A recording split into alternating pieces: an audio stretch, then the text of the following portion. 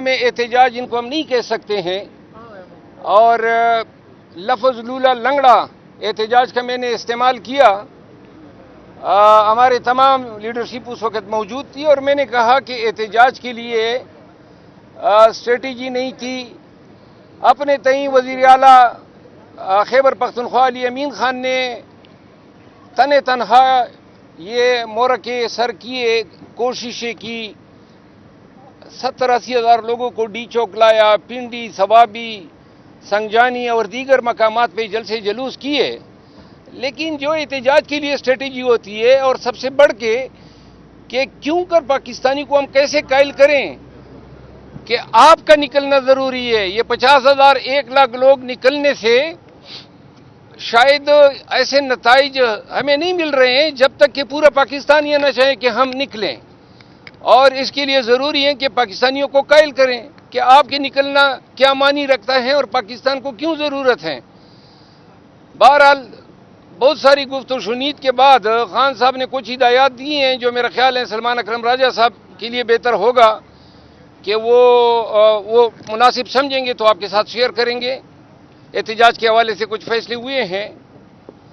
دوسری بھی بات، خان صاحب نے آج میں نے ان سے یہ پوچھا کہ مولانا صاحب کے حوالے سے کیا موقف ہے، کیونکہ آئینی ترمیم میں تو ساتھ دیا انہوں نے حکومت کا، اور اب نئی آئینی ترمیم بھی آ رہی ہیں، اور مولانا صاحب کی تائید کے بغیر تو یہ ممکن ہی نہیں ہے۔ تو اس دوران ہمارے ایک ساتھی نے خان صاحب کو کہا کہ مولانا صاحب کا یہ کارنامہ ہے کہ انہوں نے ملٹری کوڈ جو بن رہے تھے آئین کے تحت سن سیٹ کلاس سمیت، وہ ان کی وجہ سے نہ بن سکے، جس پہ خان صاحب کا کہنا تھا کہ ملٹری کوڈ سے کوئی مجھے یہ نہ ڈرائیں۔ انہوں نے کہا اگر کوئی مجھے بیچنا چاہتا ہے تو میں ملٹری کوڈ بھی جانے کو تیار ہوں، پاکستانیوں کے لیے ہر عزیمت اٹھانے کو تیار ہوں۔ خان صاحب نے پارٹی کے اندرونی معاملات، ILF کے معاملات پر بھی گفت و شنید کی۔ جتنے ورکرز گرفتار ہوئے، مارک آئی، ان کو خراج تحسین پیش کیا اور ہدایات دی کہ ان کے کیسز میں بھرپور دلچسپی لی جائے۔ ساتھ میں خان صاحب کو یہ بھی بتایا گیا کہ یہ جتنے لوگ ہیں گرفتار شدگان، ان کی ضمانتوں کے اور ان کے بود و باش کے اخراجات جو ہیں وہ علی امین خان برداشت کر رہے ہیں۔ اوورآل جو ہے آج کی میٹنگ جو ہے وہ حوصلہ افزا تھی۔ خان صاحب جو ہیں وہ ایک دفعہ پھر کہہ رہے تھے کہ ایک نئے احتجاج یا دھرنے کی تیاری کرو۔ اب عنقریب اس کا فیصلہ پارٹی جو کمیٹی احتجاج کمیٹی بنے گی وہ اس حوالے سے فیصلے کرے گی۔ بہت شکریہ۔ کوئی بات اگر ہے؟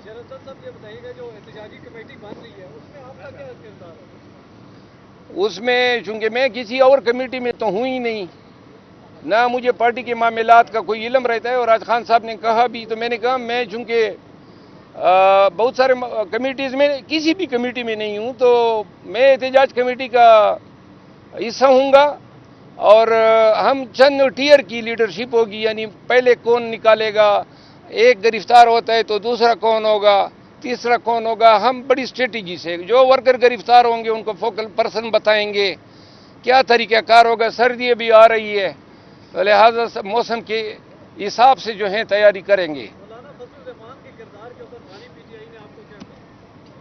نہیں، بانی PTI جو ہیں وہ تو اسد قیصر صاحب جو مشورہ دیتے ہیں مجھے بھی انہوں نے دیا ہے، باقی میری ذاتی رائے علیحدہ ہے۔ شکریہ۔